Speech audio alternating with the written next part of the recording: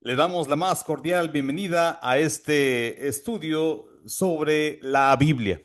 Sabemos que vivimos en un mundo lleno de actividades y hemos decidido resumir estos temas tan interesantes para aquellos que practicamos el cristianismo. ¿Sabe usted qué significa su nombre? ¿Sabe la etimología de su nombre? Probablemente sí. ¿Sabe usted el significado de la palabra Biblia? ¿A qué nos referimos cuando decimos la Biblia? Bueno, probablemente algunos no sabíamos que estamos haciendo referencia a una transliteración de una palabra en otro idioma, particularmente del idioma griego, específicamente del griego koiné. La palabra Biblia significa libros, conjunto de libros o biblioteca. Esta es una palabra plural que a su vez viene de el singular biblión, que significa rollo o libro. Los estudiosos creen que esta palabra biblión nace y surge de un viejo puerto fenicio de donde se exportaban grandes cantidades de papiro en la antigüedad. El puerto de Biblos, muy cercano a los puertos de Tiro y de Sidón. Si esto es cierto, entonces la palabra biblión viene del puerto de Biblos y en su plural significa Biblia, que representa libros. Así que cuando decimos Biblia, estamos haciendo referencia a una palabra en otro idioma, transliterada al idioma español, y simplemente hacemos referencia a una pluralidad de escritos. De hecho, hoy en día en psicología se habla acerca de biblioterapia, donde se manda a los pacientes a hacer lecturas que les van a ayudar en su proceso terapéutico. La Biblia está dividida en Antiguo y Nuevo Testamento. Cuando decimos testamento nos referimos a un pacto o a un acuerdo que hizo Dios, particularmente en el Antiguo Testamento con la nación de Israel, con el pueblo hebreo. Hay muchas referencias bíblicas, pero bastaría decir que Éxodo 34:27 nos dice que Dios hizo un pacto con Moisés y con la nación de Israel.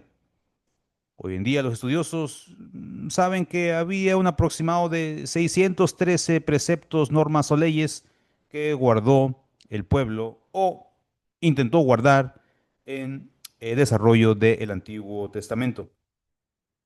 Claramente, las cosas en el Antiguo Testamento están llenas de éxitos y fracasos por parte de este pueblo y eso hizo que Dios hiciese un nuevo pacto. Este pacto ahora con el mundo no judío y Jeremías, capítulo 31, versículos 31 al 33, es uno de esos pasajes que hace referencia a cómo Dios ahora iba a escribir sus leyes en los corazones y no tanto en piedras. La Biblia es singular en muchos sentidos, es un libro muy especial de diferentes maneras, escrita en un periodo de 1600 años aproximadamente. La postura tradicional es ver a Moisés escribiendo en el desierto. Hay evidencia de textos bíblicos que dicen que Dios le demandaba escribir en el desierto. Hoy en día hay posturas críticas que cuestionan esto. La postura tradicional y conservadora abraza estos elementos. La Biblia fue escrita por aproximadamente 40 diferentes autores, así que nos encontramos a un rey escribiendo en un palacio, pero también nos encontramos a sencillos pescadores narrando su encuentro con Jesús. La Biblia tiene estos matices de personas que no todos vienen de los mismos contextos sociales. Vamos a ver a campesinos escribiendo profecías, pero también tendremos a otras personas vinculadas con el poder y la realeza. La Biblia fue el primer libro formal en publicarse en la imprenta, allá por el año de 1450, siglo XV.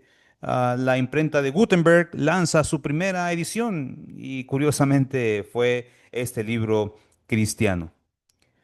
La Biblia, con sus diferentes matices, ha tenido muchas críticas, ha sido tal vez uno de los libros más atacados a través de toda la historia, pero aquellos que abrazamos el cristianismo seguimos creyendo que es fuente y producto de vinculación divina. En otros momentos hablaremos cómo es que la Biblia es la palabra de Dios y fue escrita por hombres. La Biblia se preservó gracias a diferentes materiales que fueron utilizados para su conservación. El papiro, por ejemplo, fue uno de ellos.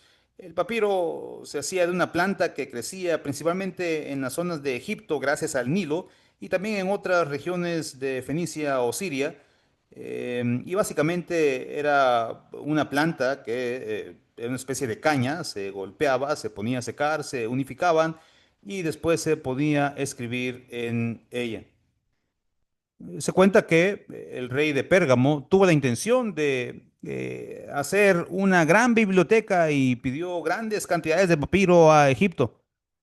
El rey de Egipto se negó a eso, entonces el rey de Pérgamo diseñó otro método para preservar la escritura: pieles de ovejas y cabras.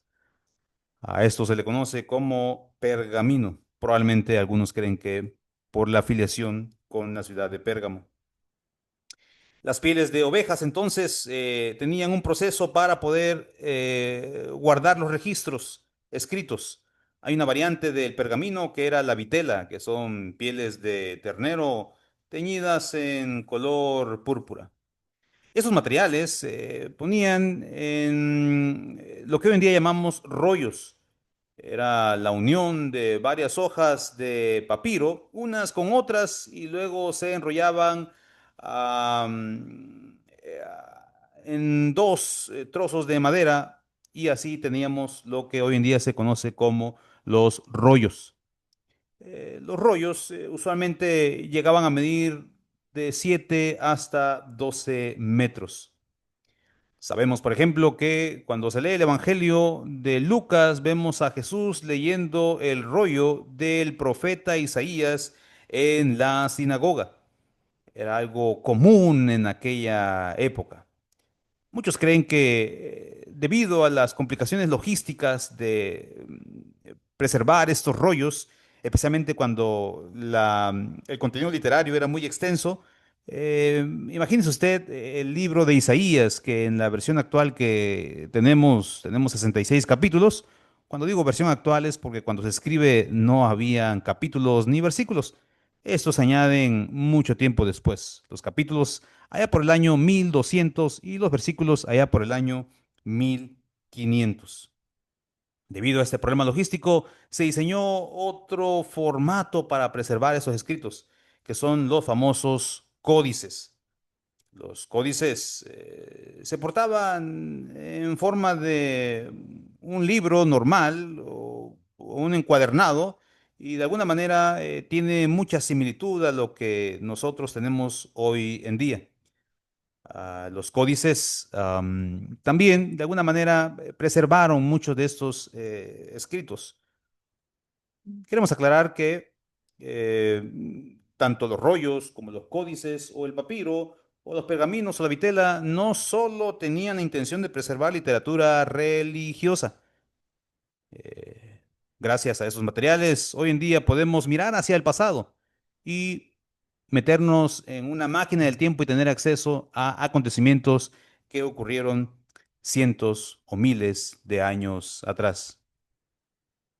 Esperamos que pueda estar con nosotros en la próxima clase introductoria y general sobre este tema tan importante.